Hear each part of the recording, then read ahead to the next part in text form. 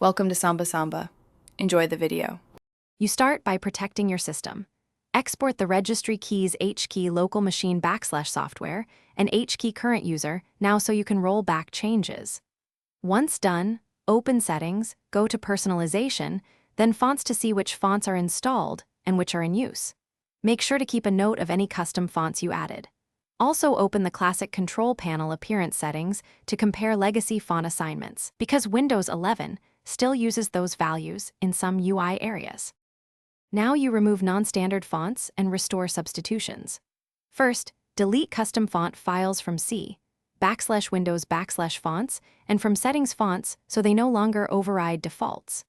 Next, open Regedit and navigate to HKey local machine / software / Microsoft / Windows NT / current version / font substitutes.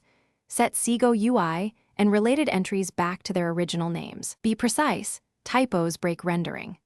Once you save changes, finish by restarting the PC to ensure all services and apps load the default Sego UI family.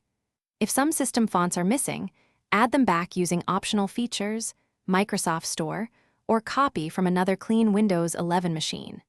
Make sure apps that cache font files are closed before you reinstall. If something goes wrong, immediately import the registry backup you exported or run system, restore to revert to a previous state. This is the fastest safe recovery. If text becomes unreadable,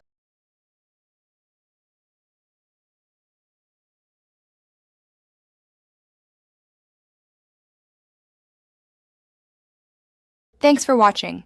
Consider subscribing if we helped you.